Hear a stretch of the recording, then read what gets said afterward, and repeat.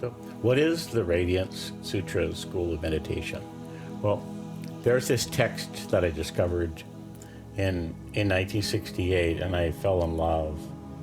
It's one of the classic meditation texts of all time called the Vijnana Bhairava Tantra, and I began practicing with it about 52 years ago, and then I became a meditation teacher in 1970.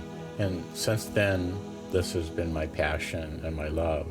We've both been on this path of meditation for about 100 years combined. Combined altogether, somehow. Which is crazy. And we've assembled a method of meditating that is so liberating, luscious, love-drenched, and natural that we call instinctive meditation.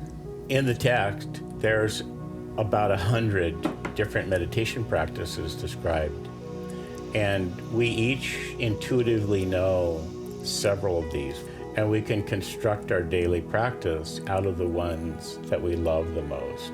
Ways of breathing, gazing at nature, listening to music, being with energy flows in the body, dancing, lovemaking, partying, eating. These are all doorways into meditation. And in our school, we support you to find those practices that work for you, for your individual body. Because we want to find those practices, those ways of being with ourselves, that intimacy with the self that matches our essential nature and that helps us to thrive not only in meditation, but in all the circumstances of our life. And to be in communion with the excitation of the life force.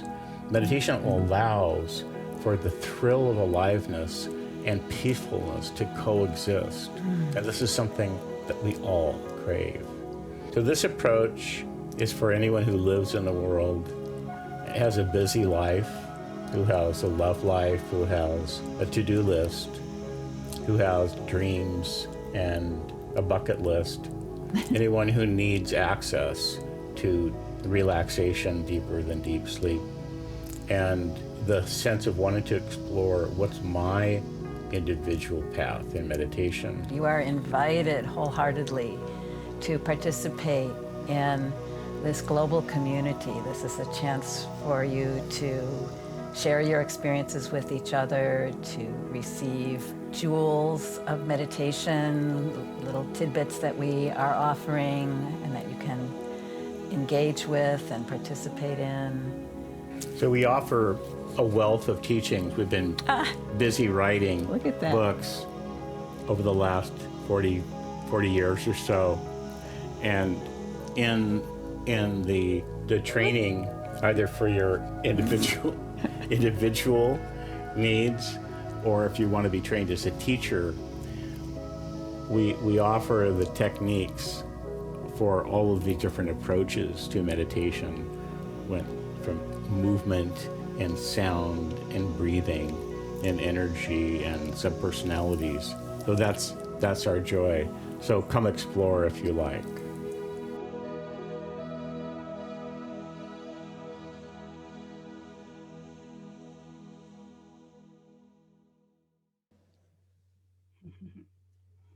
So there we are.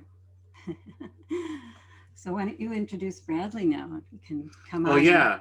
So for a couple of years, I've had this little like hunch, like they used to say in cartoons, like a little bird on your shoulder or a little angel, bubble over your head, saying like Facebook is wonderful, but we need to migrate our discussion groups off of Facebook, because you can't really open Facebook without necessarily being blasted with toxic information coming in sideways. And we want to be able to find stuff. And these conversations that we have amongst ourselves, we're sharing heart to heart. We need to be able to have conversations. Meditators need to be able to say, you know, I woke up this morning and it's like, I didn't want to meditate. And then as somebody told me, I won't out them. Somebody told me last week, I had the time to meditate and they went, I hate meditation. I just hate it. I hate. And so then she meditated with that. She'd walked around with that, and that was the gateway, because she's honoring, because as you know, in our teaching, you honor your inner rebel. Never betray your inner rebel. Always listen to that rebel in you, because the rebel is on your side, and it helps you break through the different imprisonments or the expectations, because we're a different person than we were yesterday. We need to be able to talk about these things with other meditators who dig it, like just to be heard by someone who just goes, well, that's cool, just like one of your meditation buddies. Sometimes you might think, you know what, I need to talk to Lorin or Camille, or I need to get some coaching. A lot of times just saying it is enough. And then as you listen to other people speak, you realize there's this universe of experience. There's so many rich experiences people are having all the time, because meditation is intimacy with the pulsation of life, with the electricity of life. That's what we're doing. We're attuning to the currents of our own soul, and there's this surprise and delight continuously. And being in the give and flow of sharing, and then listening, and then sometimes accessing teachings that speak to us, it's vital for meditators. It enriches the practice so much and can help us dissolve the obstacles. So it's been years actually checking out, well, what besides Facebook would be good? And there's all kinds of educational sites. And as you know, we have Rizuku. And so we did way too much investigation of different options. And one of the things that kept coming back is Mighty Networks as a place to host our education and our conversations, and so we found Bradley, who's we've been working with since December last year, and um, so he's been working with us and co-creating, and he's the absolute delight to work with. He's up on an island where I taught a meditation retreat. Is it Salt Spring Island? That's right. Yeah. Yeah, I taught an amazing meditation retreat up there in the maybe 1980, and I love that. I love that place. We had remarkable experiences. On the second day of the retreat, I said, let's go stand in the rain. The silence of the place is so intense, and people were in the space. So we went and we stood right on the shore in this drizzle, just looking out at the water. And we just stood there enchanted for about 45 minutes doing the panoramic vision, gazing and sighing exercise. It's an enchanted place. Pretty much summarizes life on Salt Spring. And Brad's just brilliant and a delight to work with. Along with your team, the team who's helping from your side, all of the production. It's been such a joy, Bradley. Well, the feeling is definitely mutual. Just for people's to understand my background. My background was also in teaching meditation. Between 2009 and 2012, I led about 500 meditation workshops and retreats around the world. And then I transitioned into media and community developments and all these other things that we're doing at Majik Media. And you were sharing about having a space for people to share about their experiences. I instantly thought about two experiences I had back in the days when I was teaching and practicing a ton. And one of them, in which I was doing breath work, I was up on a log on a beach in Victoria, BC, doing pretty intense breath work. And nobody ever told me, because I didn't have a community at the time, that I shouldn't do breath work on a log. And next thing I know, I wake up and I'm on my head And, I'd injured myself pretty bad falling off the log onto some rocks. Another time practicing by a pond, doing breath work again. I was actually teaching some guys doing breath walks and stuff. And, once in a while you get a little lightheaded when you do it. And the next thing I know, I flip off my stool and I roll down a hill into a pond, and I'm sitting in the pond looking up at the guys above me. And again, I had nowhere to go share my experience of those meditation practices, with which fortunately both of them I was able to laugh at, and I turned out okay, mostly. But the ability and what you're creating, the space for people to come and share how they're feeling or what they're experiencing, or to get inspired by other people's style of meditation. I mean, it's just the ripples that are going to impact people's lives from having a space like that. And for the two of you who are just so open and delightful to encourage people to find what works for them and to really embrace that fully. It's just, I'm so excited and honored to be a part of building this with you. So great. So great. Yeah, there are, the first book I wrote, I didn't get it published. It was called The Hazards of Meditation. And it was from there's a 2-year period in which my private practice as a meditation teacher was very much working with other meditation teachers who were coming to me because their chiropractor or doctor or somebody or therapist sent them, because the person they were going to see, the therapist or chiropractor or doctor, had this hunch, like, I have a feeling this person's doing the wrong meditation for their body type. And so I did this for a couple of years, and I wrote up the case histories and the places that people got stuck. And it's like what Brad is saying. There's a lot of little things that we encounter that if you know that, oh yeah, I don't be on a log. If you, a little tiny bit of knowledge can prevent a log. And it includes things like the guy that had been sitting for years, he did about 3 or 4 years, I forget how many years exactly, he'd been in a Zen type group where they sat there, and he started getting this feeling, I don't want to sit anymore, I want to dance. And it was a huge life trauma for him. And then he, his knees were getting damaged from sitting cross-legged. He was a tall guy, and he suffered for months and months. For lack of support, like you finally found you. Whereas in our group, we love Zen and we love dancing, would be like, oh yeah, when you, it's like, there's the whole Radiance Sutras. So it's like, yeah, you're doing sitting meditations. And then as a success, as a fulfillment of one style of meditation, your body says, okay, I got that. Let's turn the page. Let's do a different technique. We rejoice when people outgrow the practice they're doing, or their inner life is calling them to add a dimension. But there's this improvisational quality to the life force. And any meditator needs maybe 5 or 6 techniques at a minimum just to match their moods.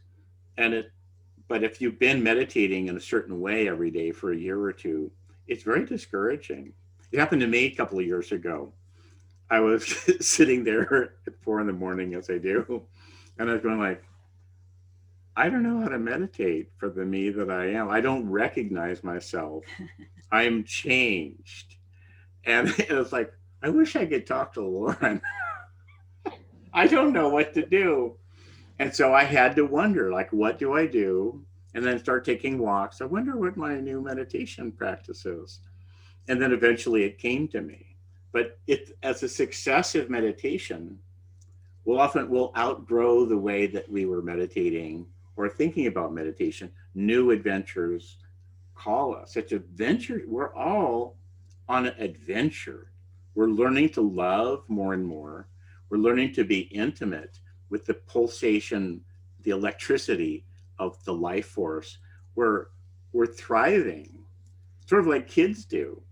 Like little kids or children, they'll like one day they discover they love fencing or whatever, and it's all about fencing or dancing or painting. We're like that. Meditation, it's a fertile place that inspires development. And we want to welcome the what's evolving in us and not repress it. And we need a place to share. Yeah. Yeah. And this one is a, expansion of our global community if you've been with us before. So there'll be people from the other side of the world that you can have contact with in that personal way. And just that, I personally love that sense of global connection. So this is an augmentation. This is a wide open invitation pretty much to anybody who wants to participate. So I know we're going to hear some of the details from you, Bradley, and also from Maya. And one thing that we would ask you is to save your questions until the last half of what we're doing. And so that in the chat, you're free to write anything, anytime, but the questions, if you wouldn't mind, just letting us tell you about it first, and maybe they'll be answered already. And so, yeah, the intention of this afternoon or this evening or this morning, depending on where you're tuning in from, is to just be like a fireside chat to understand the root philosophies behind the school and the school of thought that will be applied inside the space, if any of you decide to join. And so on the note of practice and finding the practice that works for you, so I'm just going to riff on some questions that I'm curious about, and we'll go from there. So one of my questions that I actually haven't asked you in any of the time that we spent together is, what are the practices that are most inspiring and lighting up the two of you in your daily meditation routines? And that does change for me day to day. And I have like a handful, or like a little satchel of magic. Speaking of practices that have worked for me, and I'm always learning. Every time I meditate, I learn more. So for me, I'm very energetically, kinesthetically sensitive. So I'm always tracking how energy is wanting to unfold.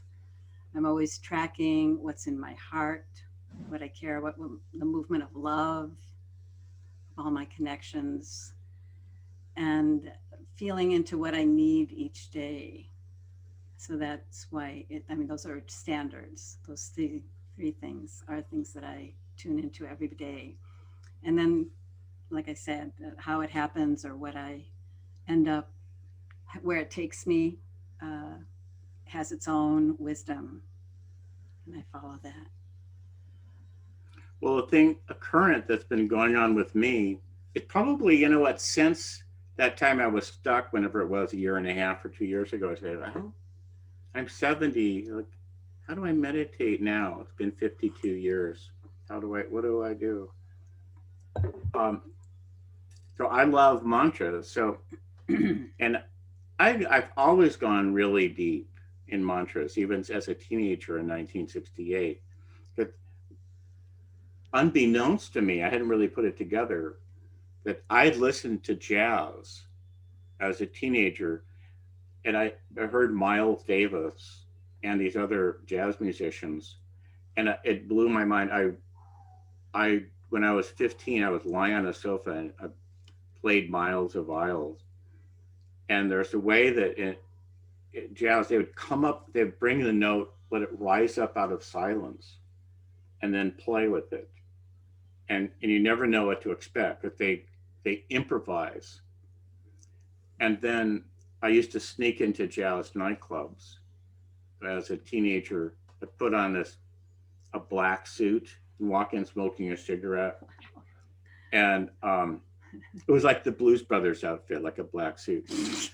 And the bartender always knew instantly that I was not legal age, but they let me. I was good, and I learned from that. And it turns out that my teacher in meditation was a fanatic jazz lover, and he let the improvisational magic come through his teaching. And if you read the back of the Radiance Sutras, like when I would be in these long, intense meditation courses where even I was in a room in pitch black for 28 days from full moon to full moon, I was using the skill set that I had learned about how to be with mantras and the silence that sound rises up from and dissolves into. So I've been having this incredible time the last couple of years learning to listen as if I'm in a, say, a concert hall, a big space, and the mantra is resonating on different levels of creation. So I'm like the audience. I'm not thinking the mantra.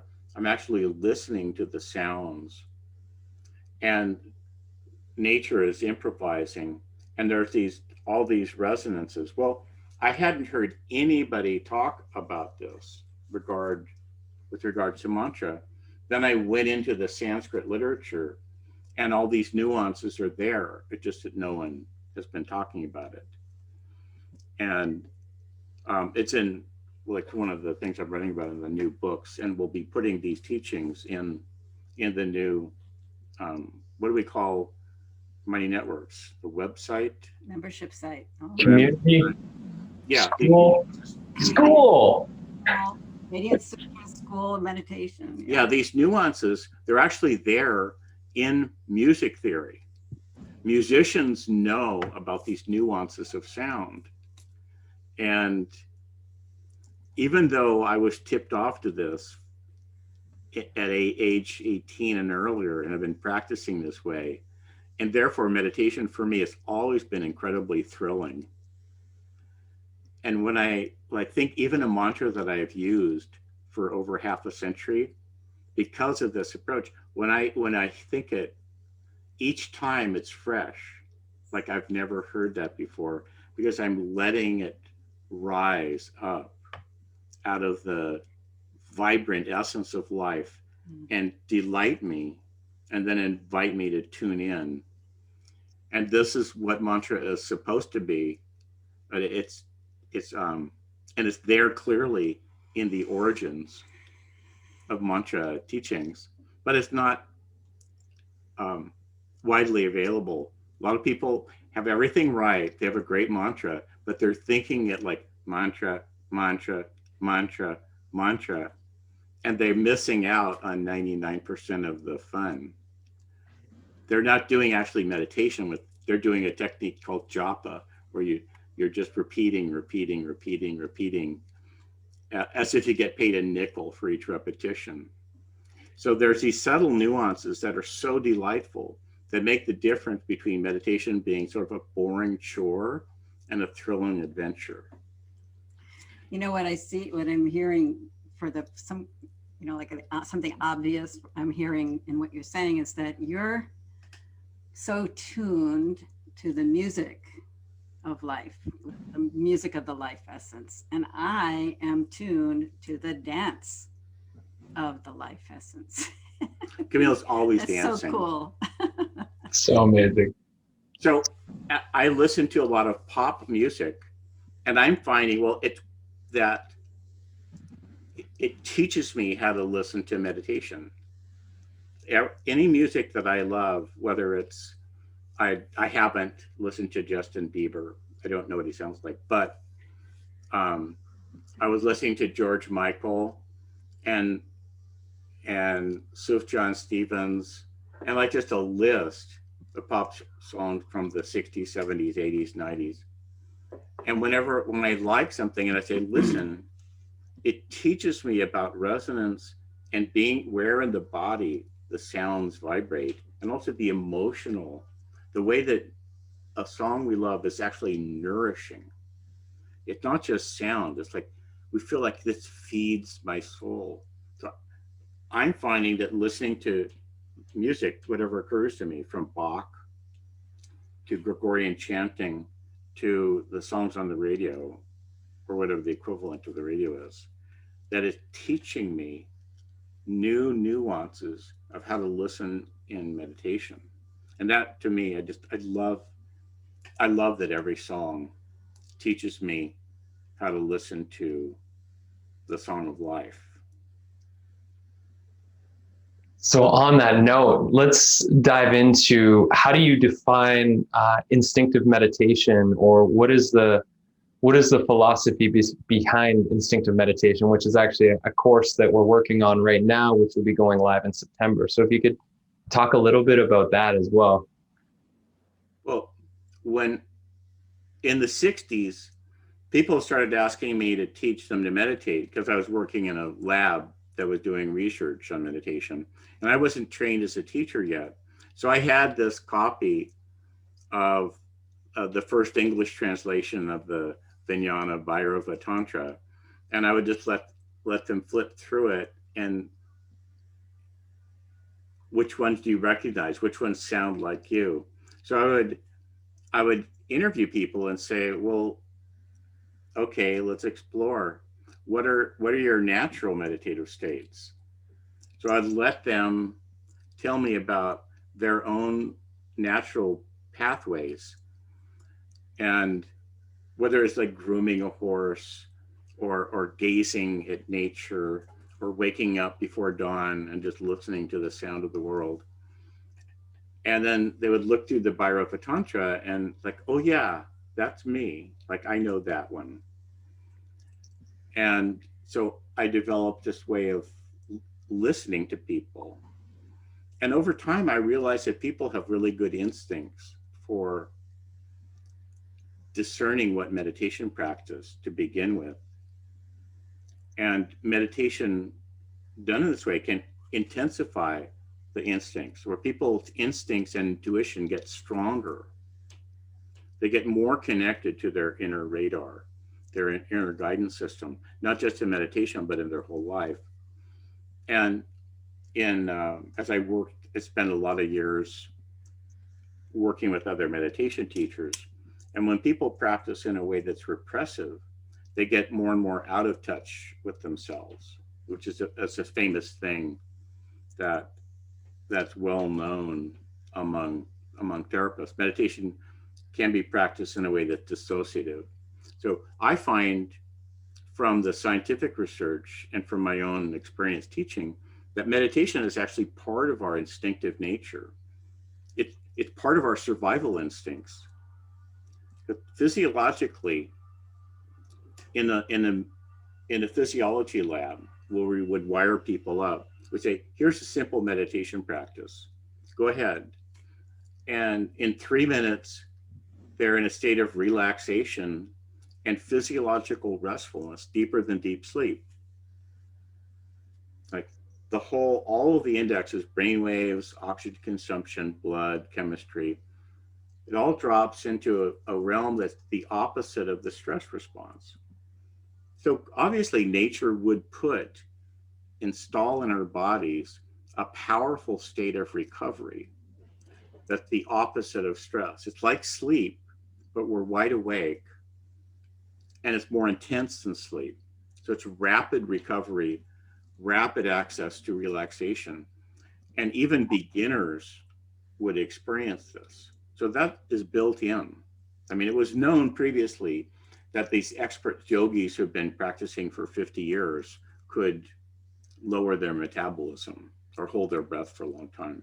But just beginners, just take a college student or like a housewife or a 30-year-old businesswoman, and have them come into the lab and say, okay, here's a simple practice, go ahead and do it. And they're wired up, and we're measuring what happens to their physiology.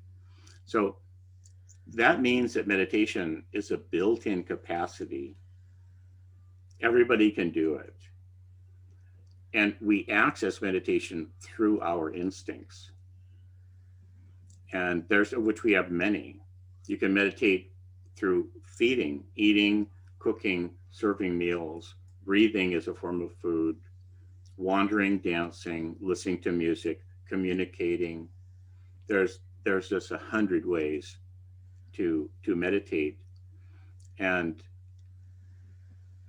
it's still news even in whatever year this is, 2021, that meditation is built in and natural. Yeah, exactly. So we cooperate with that instinctive wisdom within each individual, finding those ways to meditate that suit you and your essential nature at this time in your life, and that's always evolving actually, because life is throwing us different joys and different adventures, and this approach makes us very deeply in touch with our inner resources to be able to move through all those circumstances with a certain amount of grace and creativity and pleasure. Yeah. So, what excites the two of you most about opening the Radiance Sutras School of Meditation? Well, it's pretty funny. It feels right. And then, of course, it's also kind of embarrassing. It's like, but like, this is the same exact thing I've been doing since 1969. Exactly. But Early 70s. yeah, it's more like it's coming out. It's like, it's confessing. I guess it's been half a century. I guess we're running a meditation school. But the thing that's exciting is not so much the announcing it, that it's making it more accessible, making the conversation of the community more accessible.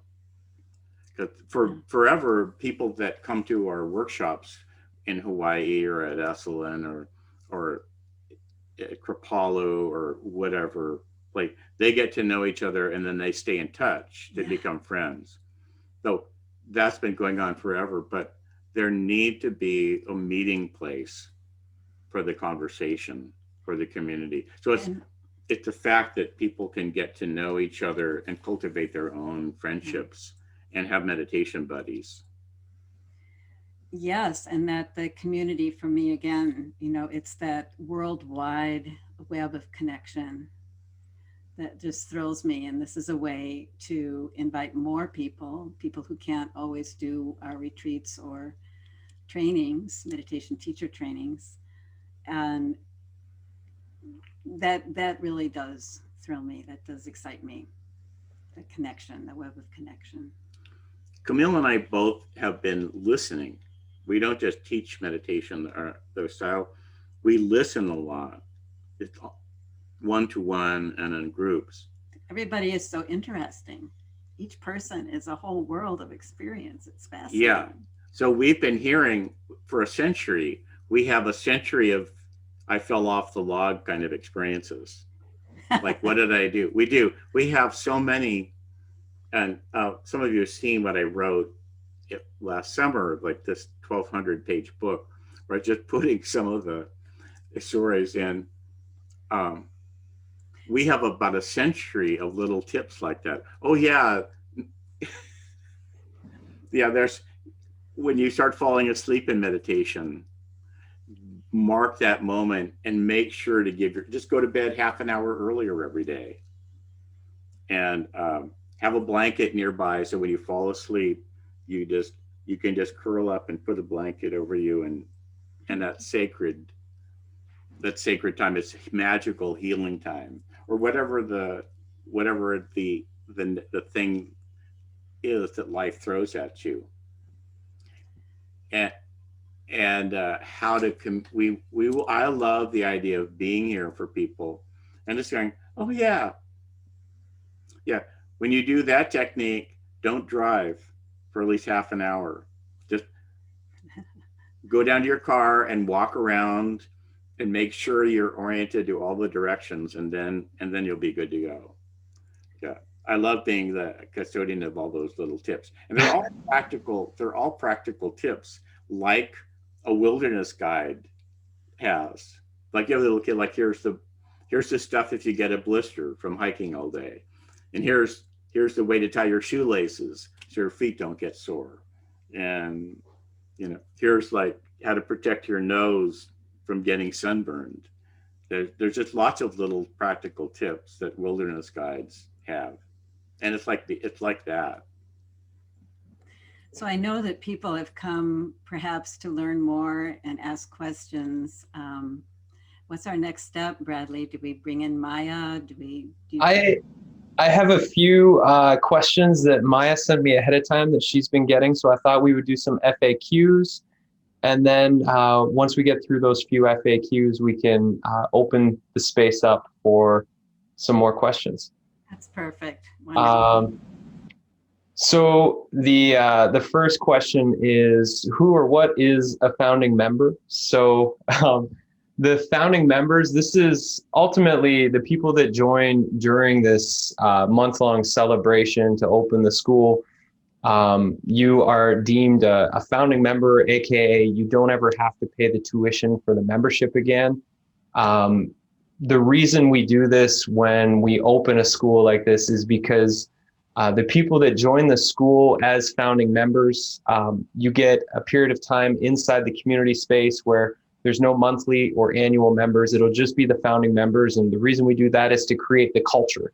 You are ultimately the people and the energy that's going to create the sacred space and the container inside of the school, so that when we open it back up to people to come pay a monthly or annual tuition, the space is set and the energy is flowing, and it's quite wonderful for others to come into. So you're all a really important piece of creating the foundation and the culture inside the community, which is why we're giving it at such I would say, generous price for what you're going to get, which I'll get to in a minute in case there's elements of that aren't clear.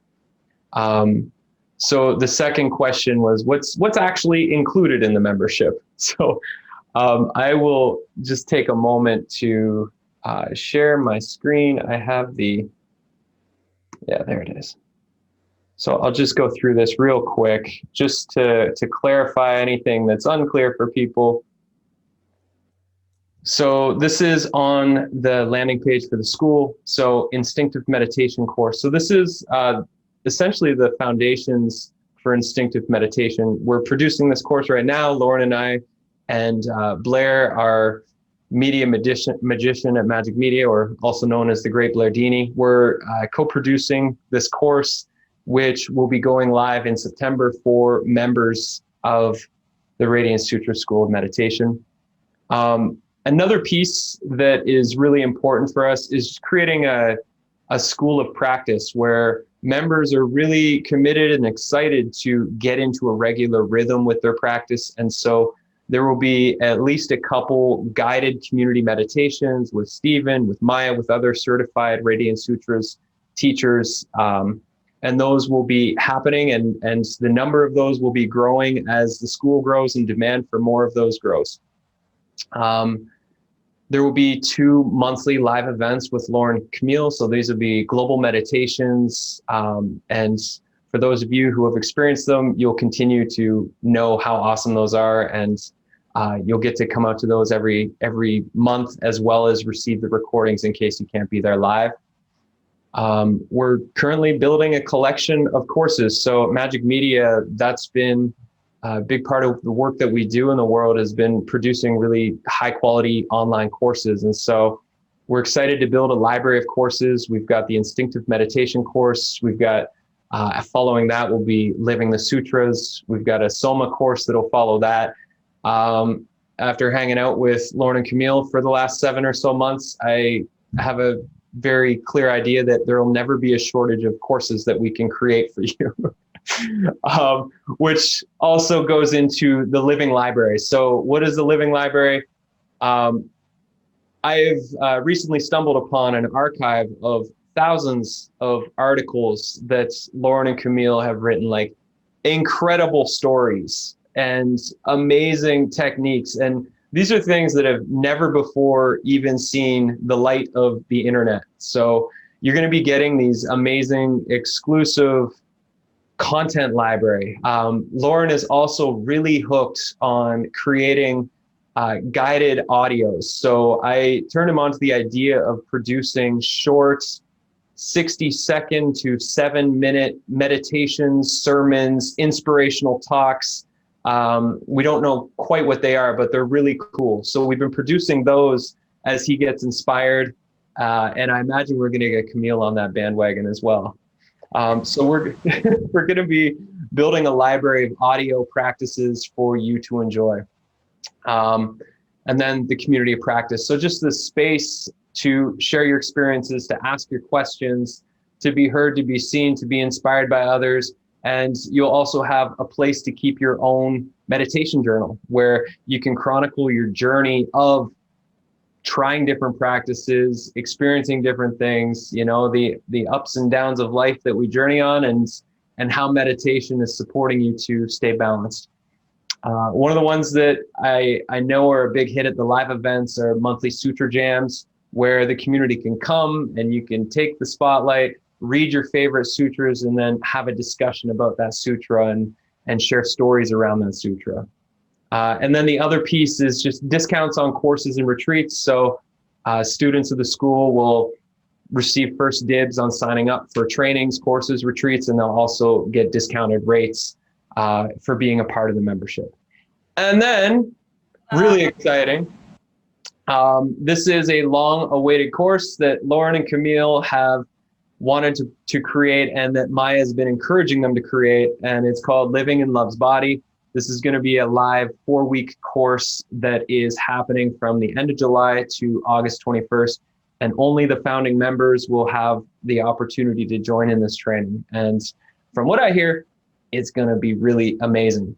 So all these details are on the website join.radiancesutras.com. And if there's anything that's not clear, we can take care of that inside the rest of the Q&A here. So I'll go to my next question. So there was one question around, will past teachers from the teacher training have a place inside of the community? And so we are creating a secret space for all the graduating teachers from the teacher trainings where you'll be able to gather, share, commune, talk about what's going on, and continue your education as you all grow in your practice and grow in teaching people in the world. So there will be a supportive space for any of the teachers out there. Go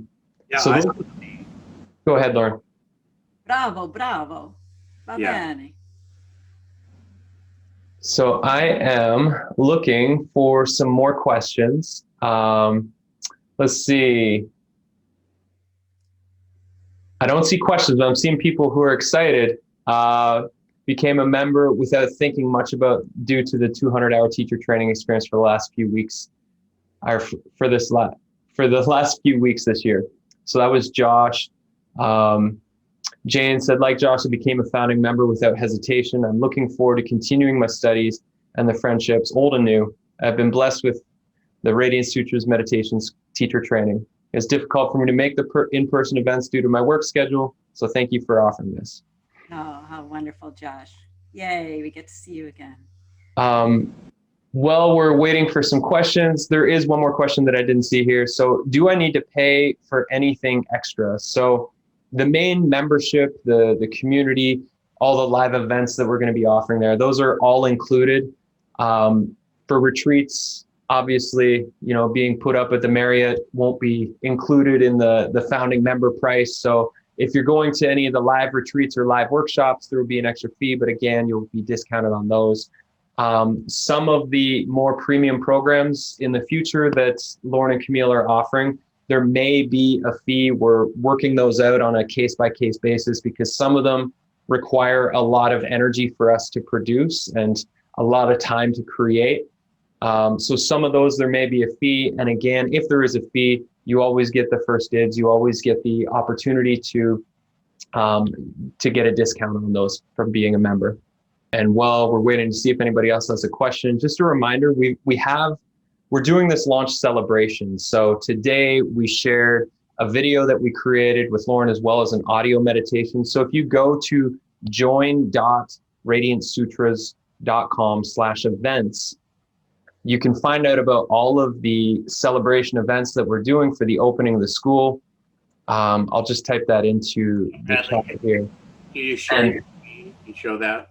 Yeah, the URL is there, and I can show what you'll see when you get there, because this page, the events page here, is both to get information about the upcoming events, but it's also the exact same page that we're going to be using to post the videos and the audio version. So we're going to create an audio for all the events, just in case you want to listen on the go if you can't be there live. And so the first video and audio went out today, which you'll see right at the top of the page. This one that we're doing tonight will be up on the page by tomorrow. So as we go, you can see all the times. The Zoom link that we're using for this event this evening will be the same Zoom link that we're using for all the events. So just mark them in your calendar, use the Zoom link, and we look forward to seeing you at all those events.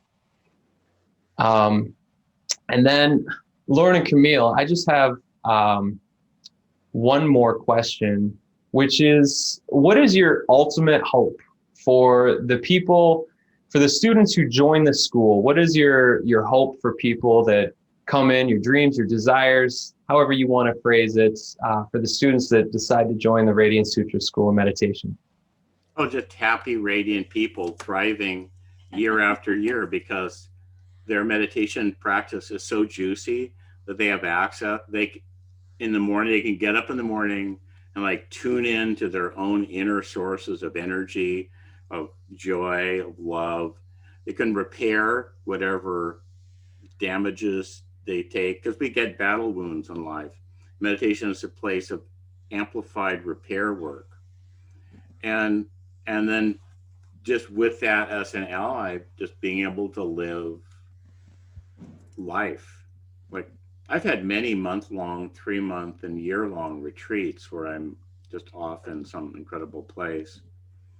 And yet, sometimes a half an hour meditation before dinner is more intense than months away on retreat. We really can access, just at home, we can access powerful states where we're combining peace and passion.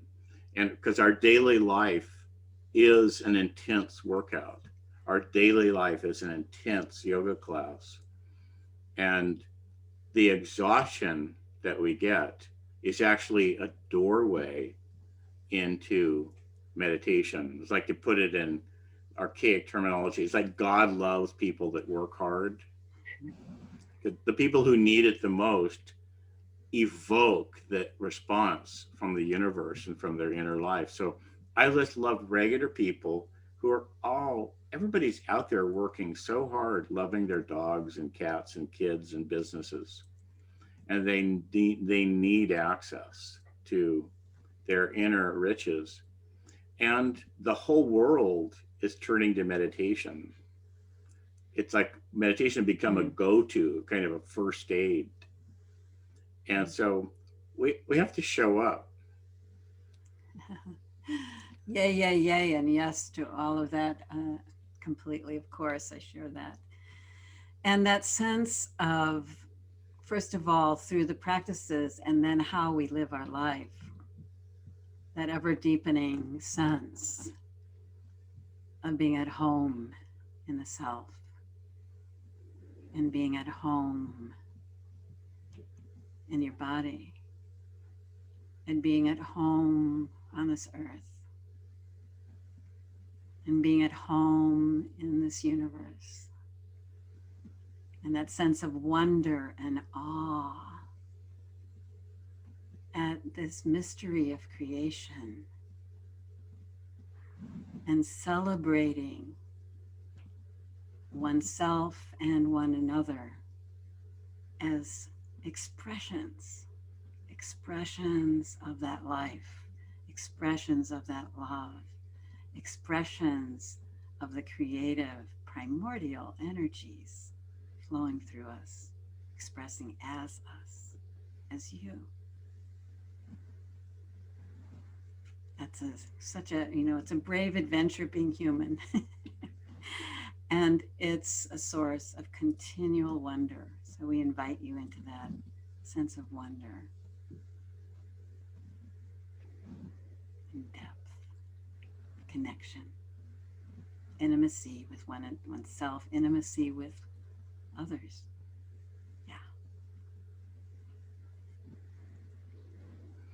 Well, thank you, Bradley and team at Majik, and thank you, Maya. Yes. And Michael in Australia. Yes.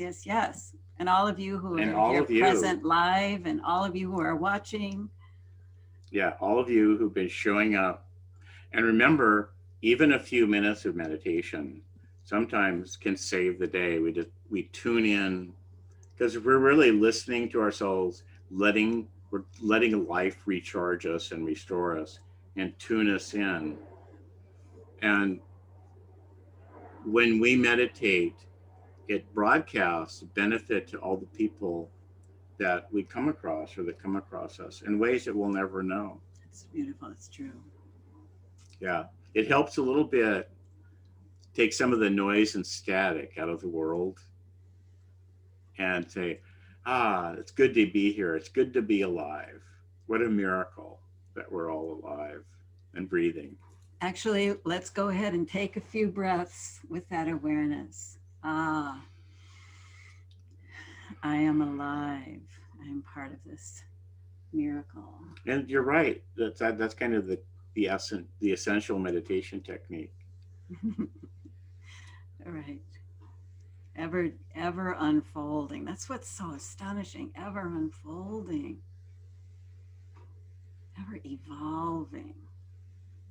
Right here, right now. And even though the ancient literature is so cool, and you can see coded in the Sanskrit layers and layers of profound hints, in reality, we're in a time of tremendous creativity where we all need to unfold what for us personally and what for our culture and all of the different cultures, what is a really vibrant approach to meditation.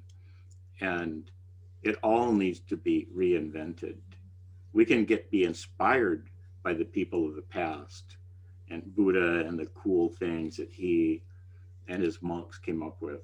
But we need to create the path for ourselves every day and to share with other people and innovate. It's innovation, improvisation, and responding to the need of the moment. It's always been this way. And so this is a really exciting time in terms of meditation, because we need to keep inventing the forms that work and modifying the forms so that they work in present time for the bodies of the people who are coming. It's not all been figured out in the past. It's a dynamic, creative time where we're inventing afresh.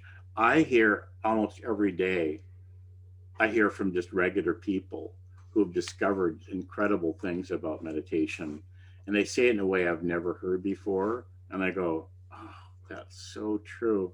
And then if I reach back, if I look, oh yeah, I could see, now that they said it, I can look back in the Sanskrit and say, oh, they're talking about that.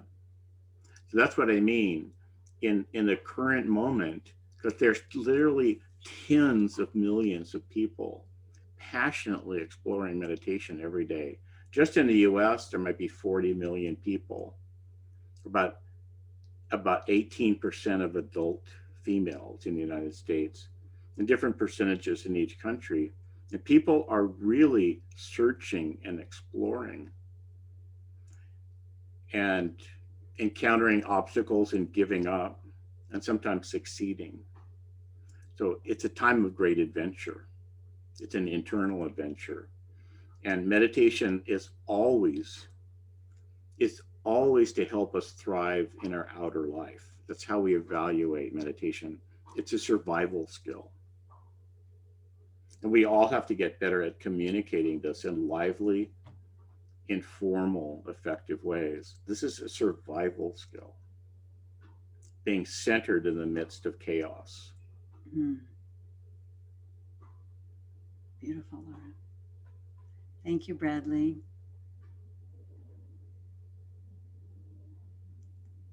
That's a beautiful place to complete the event today. I mean, if we look around at us, I'm sure we can all agree the world seems a little bit chaotic and crazy these days. And so this is the invitation to be the calm inside the storm, because when we're that, we can support and serve a lot more people who are around us and help them be the calm. And if we're all the calm, then there's no more storm. So we got that going for us. Calm and excited.